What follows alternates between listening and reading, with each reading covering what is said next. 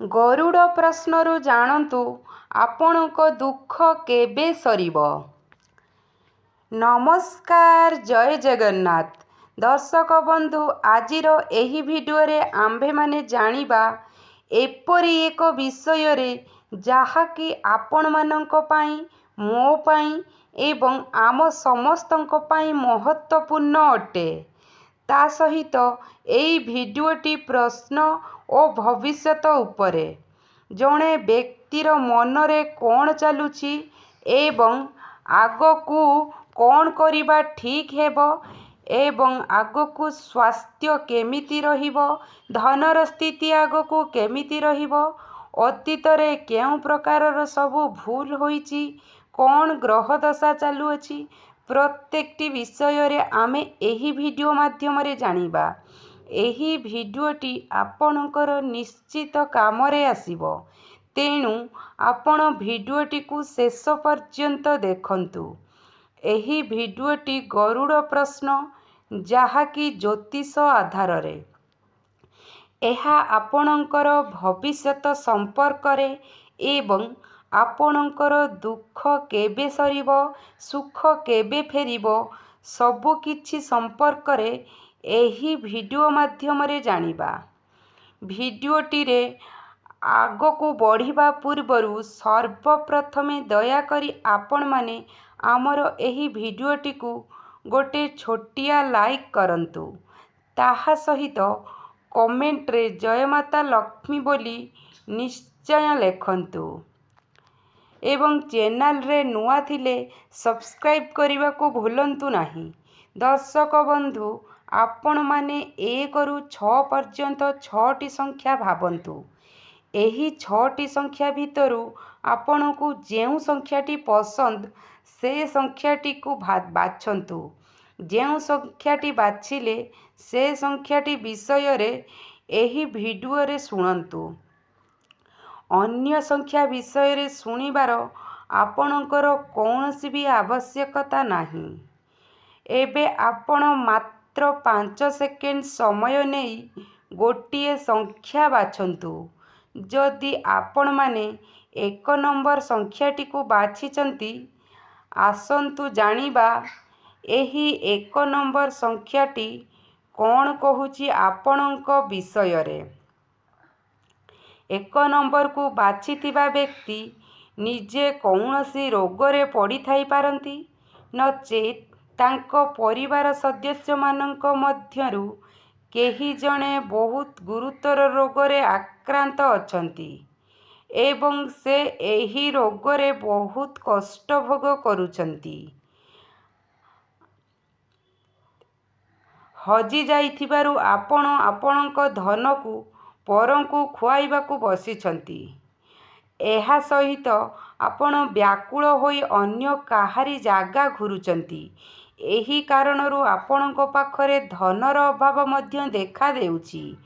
ଆପଣ ପୂର୍ବରୁ କ'ଣ ଥିଲେ ଏବଂ କ'ଣ ଅଛନ୍ତି, ଏହି ସବୁକୁ ନେଇ ବର୍ତ୍ତମାନ ଆପଣ ଅଧିକ ପରିମାଣରେ ଚିନ୍ତା କରୁଛନ୍ତି ଏବଂ ଆପଣ ଏବେ ଭାବୁଛନ୍ତି ଯେ ଏହା ସବୁ କାହିଁକି ଘଟିଗଲା।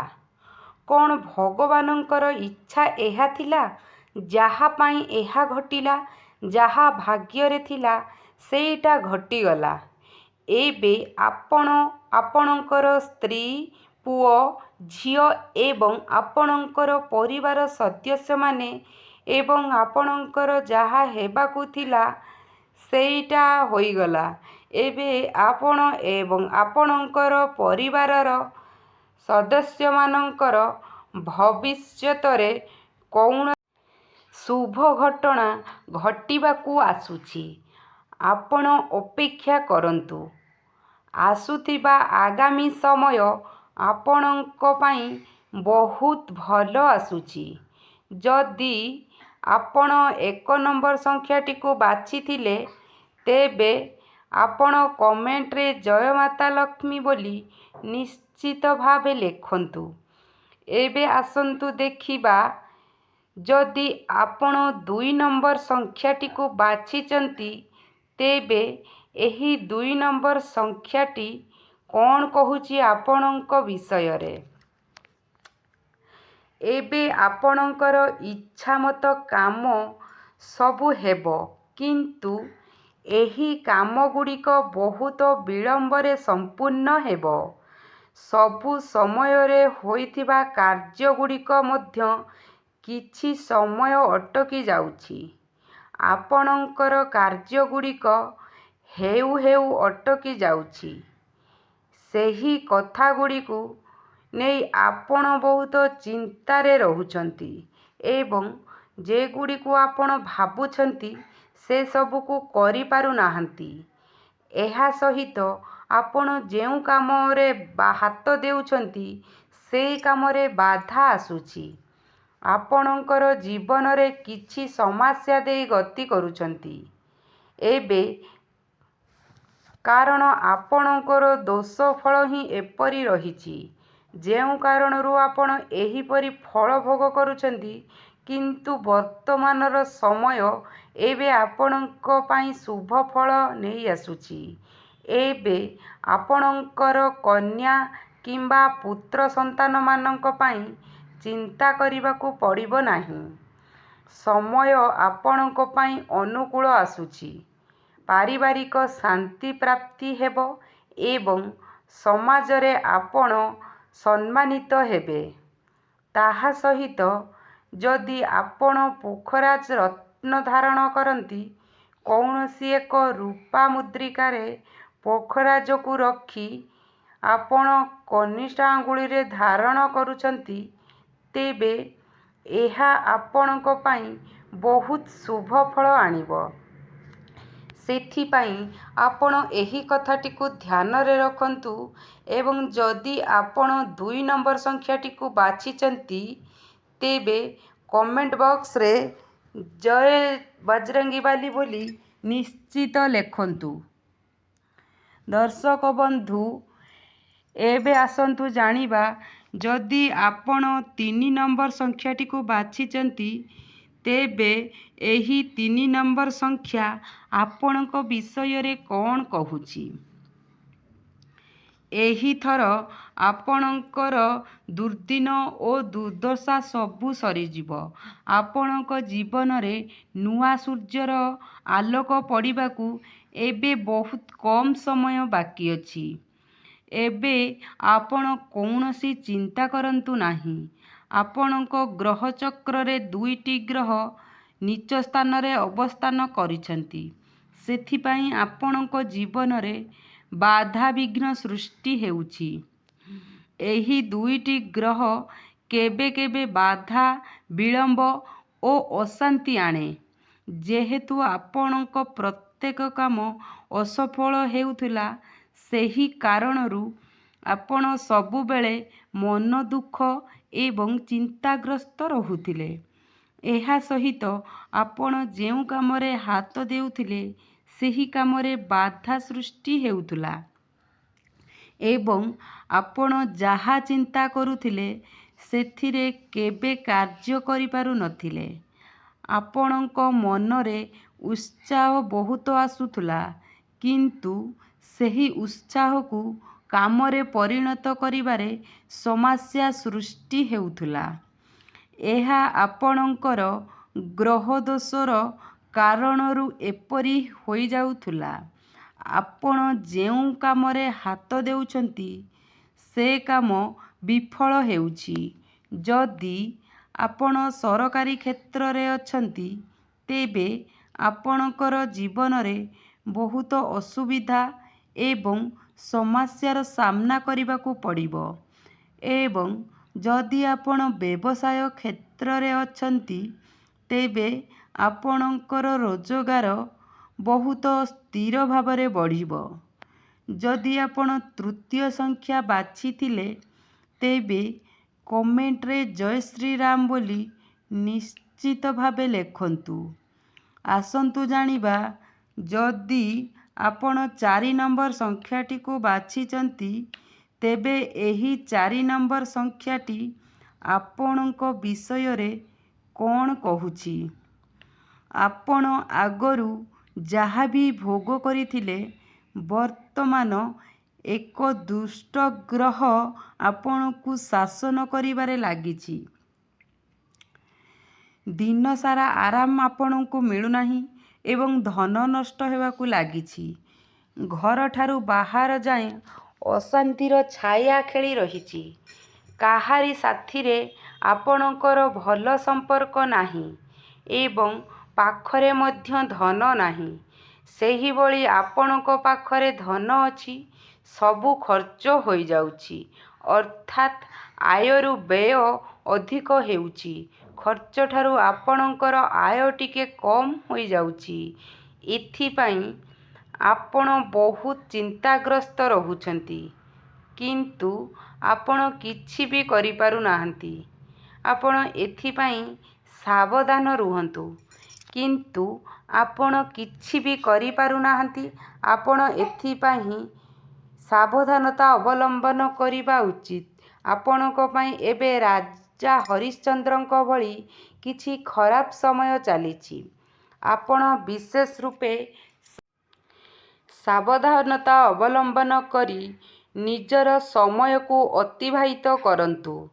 ଏବେ ଆପଣଙ୍କ ପ୍ରତ୍ୟେକ କ୍ଷେତ୍ରରେ ସଜାଗ ରହିବା ନିହାତି ଆବଶ୍ୟକ। ଯେଉଁଭଳି ଆପଣ ଏବେ କାମ କରୁଛନ୍ତି, ଅର୍ଥାତ୍ କିଛି ଟଙ୍କା ବିନିଯୋଗ କରିବାକୁ ଚାହୁଁଛନ୍ତି, ଏହିସବୁ କାର୍ଯ୍ୟରେ ଆପଣ ସାବଧାନତା ଅବଲମ୍ବନ କରନ୍ତୁ। କୌଣସି ଜଣେ ଜ୍ଞାନୀ ବ୍ୟକ୍ତିଙ୍କର ପରାମର୍ଶ ନେଇ ଆପଣ ପୁଞ୍ଜି ନିବେଶ କରନ୍ତୁ କିମ୍ବା ଅର୍ଥ ଲଗାନ୍ତୁ, ନଚେତ୍ ଆପଣ କ୍ଷତିରେ ପଡ଼ିପାରନ୍ତି। ଏହିଭଳି ସମୟ ଆପଣଙ୍କ ପାଇଁ ଆହୁରି କିଛି ଦିନ ରହିବ। ଆପଣ ଯଦି 4 ନମ୍ବର ସଂଖ୍ୟାଟିକୁ ବାଛିଛନ୍ତି, ତେବେ କମେଣ୍ଟରେ ଜୟ ଗଣେଶାୟ ନମଃ ବୋଲି ନିଶ୍ଚିତ ଲେଖନ୍ତୁ। ଯଦି ଆପଣ 5 ନମ୍ବର ସଂଖ୍ୟାଟିକୁ ବାଛିଛନ୍ତି, ତେବେ ଏହି ସଂଖ୍ୟାଟି ଆପଣଙ୍କ ବିଷୟରେ କ'ଣ କହୁଛି, ଆସନ୍ତୁ ଜାଣିବା। ଏବେ ପର୍ଯ୍ୟନ୍ତ ଆପଣ ଯେତେ ବିପଦ ଅଶୁଭ ସମୟ ଦେଖିଥିଲେ, ସେଥିରୁ ଆପଣଙ୍କୁ ଏବେ ମୁକ୍ତି ମିଳିବ। ଆପଣଙ୍କ ଭାଗ୍ୟ ଉଦୟ ହେବାକୁ ଯାଉଛି। ଏବେ ଦୁର୍ଭାଗ୍ୟର ଛାୟା ଦୂର ହେବାକୁ ଯାଉଅଛି। ଆପଣଙ୍କ ପାଇଁ ଭଲ ସମୟ ଆରମ୍ଭ ହେଉଛି। ଗ୍ରହ ନକ୍ଷତ୍ରଙ୍କ ବିପରୀତ ପ୍ରଭାବରେ ଆପଣଙ୍କ ଜୀବନରେ ବହୁତ ସମସ୍ୟା ଓ କଷ୍ଟ ଆସୁଛି। ଆପଣଙ୍କ ପେଟ ବା ଅନ୍ତରୋଗ ସହଜରେ ସୁସ୍ଥ ହେଉନାହିଁ। ଏଥିପାଇଁ ନିୟମିତ ଚିକିତ୍ସା ଓ ସତର୍କତା ଅବଲମ୍ବନ କରନ୍ତୁ। ଏବେ ଆପଣଙ୍କ ଶରୀରରେ କଷ୍ଟ ଓ ରୋଗ ଯନ୍ତ୍ରଣା ଚାଲିଛି। ସେଥିରୁ ଆପଣଙ୍କୁ ଅଧିକ ସମୟ ପର୍ଯ୍ୟନ୍ତ କଷ୍ଟ ଭୋଗିବାକୁ ପଡ଼ୁଛି। ବର୍ତ୍ତମାନ ଆପଣଙ୍କ ଧନ ସମ୍ପତ୍ତି କିଛି ବିପରୀତ ଦିଗକୁ ଯାଉଛି। ଏହି ସମୟରେ ଆପଣଙ୍କର ଆର୍ଥିକ ପରିସ୍ଥିତି କିଛି ଅସୁବିଧାରେ ପଡ଼ିଛି। ଆପଣ ଦିନକୁ ଦିନ ରୋଗାକ୍ରାନ୍ତ ହେବାରେ ଲାଗିଛନ୍ତି। ଆପଣଙ୍କୁ ଆପଣଙ୍କ ପରିଶ୍ରମର ଫଳ ମିଳୁନାହିଁ। ଆପଣଙ୍କର ଖର୍ଚ୍ଚ ଓ ଭାର ବା ବ୍ୟୟଭାର ବଢ଼ିଯାଇଛି। ଏଥିପାଇଁ ଆପଣଙ୍କର ଧାର୍ମିକ କାର୍ଯ୍ୟରେ ଉତ୍ସାହ ଓ ଆଗ୍ରହ ଦେଖାଇବା ଆବଶ୍ୟକ। ଘରେ ହରିବଂଶ ବସାନ୍ତୁ। ଘରେ ଭକ୍ତି, ପୂଜା କିମ୍ବା ଧାର୍ମିକ କାର୍ଯ୍ୟ କରନ୍ତୁ। ପ୍ରତ୍ୟେକ ସଂକ୍ରାନ୍ତିରେ ଆପଣଙ୍କ ଘରେ ହୋମ କରନ୍ତୁ। ଏହି ପ୍ରକାର କାର୍ଯ୍ୟ କରିବା ଫଳରେ ଆପଣଙ୍କର କିଛି ଅଶାନ୍ତି ବା ଖରାପ ସମୟ ଆରମ୍ଭ ହୋଇଛି, ସେହିସବୁ ଶୀଘ୍ର ହଟିଯିବ ବା ସମାପ୍ତ ହେବ। ଯଦି ଆପଣ 5 ନମ୍ବର ସଂଖ୍ୟାଟିକୁ ବାଛିଥିଲେ, ତେବେ କମେଣ୍ଟରେ ଜୟ ଶ୍ରୀ ହନୁମାନ ବୋଲି ନିଶ୍ଚିତ ଲେଖନ୍ତୁ। ଯଦି ଆପଣ 6 ନମ୍ବର ସଂଖ୍ୟାଟିକୁ ବାଛିଛନ୍ତି, ତେବେ ଏହି 6 ନମ୍ବର ସଂଖ୍ୟାଟି ଆପଣଙ୍କର ବିଷୟରେ କ'ଣ କହୁଛି, ଆସନ୍ତୁ ଜାଣିବା। ଦର୍ଶକ ବନ୍ଧୁ, ଆପଣଙ୍କର କିଛି ମନସ୍କାମନା ପୂରଣ ହେବାକୁ ଯାଉଛି।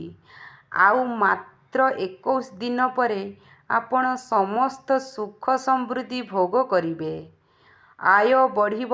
ଖର୍ଚ୍ଚ ଅଧିକ ହେବାରୁ ଆପଣଙ୍କର ଅର୍ଥ କ୍ଷେତ୍ରରେ ଅସୁବିଧାରେ ପଡ଼ିପାରନ୍ତି। ଏହି ପରିସ୍ଥିତି ଆପଣଙ୍କର ଖୁବ୍ ଶୀଘ୍ର ଦୂର ହୋଇଯିବ। ଠାକୁରଙ୍କ ପ୍ରତି ଆପଣଙ୍କ ବିଶ୍ୱାସ ରଖନ୍ତୁ। ପ୍ରତ୍ୟେକ କାର୍ଯ୍ୟ ସଠିକ୍ ଭାବେ କରିବା ସହିତ ଠାକୁରଙ୍କର ଶରଣାପନ୍ନ ହୁଅନ୍ତୁ। ଯଦି ଆପଣଙ୍କର କୌଣସି ଚାହିଦା ଅଛି, ତେବେ ସେଥିପାଇଁ ଆପଣ ଭଗବାନଙ୍କୁ ପ୍ରାର୍ଥନା କରନ୍ତୁ। ଦେଖିବେ, ଆପଣଙ୍କର କଥା ଭଗବାନ ନିଶ୍ଚିତ ଭାବେ ଶୁଣିବେ। ଆପଣଙ୍କ ପାଇଁ ଧାର୍ମିକ ଓ ଆଧ୍ୟାତ୍ମିକ ପଥରେ ଚାଲିବା ଉପଯୁକ୍ତ ହେବ। ଯେ କାମରେ ଆପଣ ହାତ ଦେବେ, ସେ କାମରେ ଆପଣ ସଫଳତା ପାଇବେ। ଆପଣ ପ୍ରତ୍ୟେକ ଦିନ ଚନ୍ଦନର ତିଳକକୁ ଆପଣଙ୍କ ମନରେ ବା ମଥାରେ ଧାରଣ କରନ୍ତୁ। ଏହା ମାଧ୍ୟମରେ ଆପଣ ଆପଣଙ୍କ ଜୀବନରେ ବହୁତ ଉନ୍ନତି ଲାଭ କରିବେ।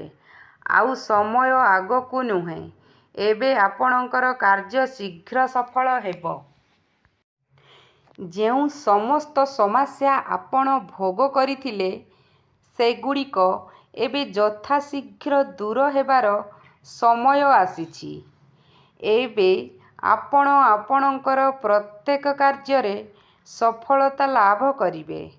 ଆପଣ ଯେଉଁ କାମ ପାଇଁ ଅନେକ ଦିନ ଧରି ଚେଷ୍ଟା କରୁଛନ୍ତି, ସେଥିପାଇଁ ଏବେ ସଫଳତା ମିଳିବ। ଆଉ ଆପଣଙ୍କର ଧନର ଅଭାବର ସମସ୍ୟା ଶେଷ ହେବ।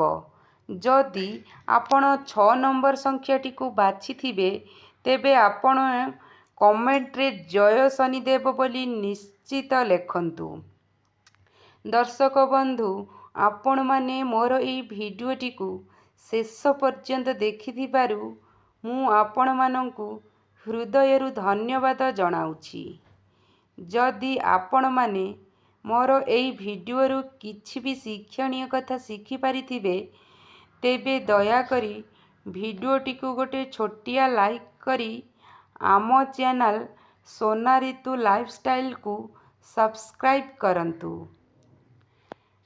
ଏବଂ ତାହା ସହ କମେଣ୍ଟରେ ଜୟ ମାତା ଲକ୍ଷ୍ମୀ ବୋଲି ନିଶ୍ଚିତ ଲେଖନ୍ତୁ। ଏହାଦ୍ୱାରା ମାତା ଲକ୍ଷ୍ମୀ ଆପଣଙ୍କର ଏବଂ ଆପଣଙ୍କ ପରିବାରର ସମସ୍ତ ସଦସ୍ୟଙ୍କର ମଙ୍ଗଳ କରିବେ। ନମସ୍କାର ଦର୍ଶକ ବନ୍ଧୁ, ଜୟ ଜଗନ୍ନାଥ। ଭଲରେ ରୁହନ୍ତୁ ଆପଣମାନେ।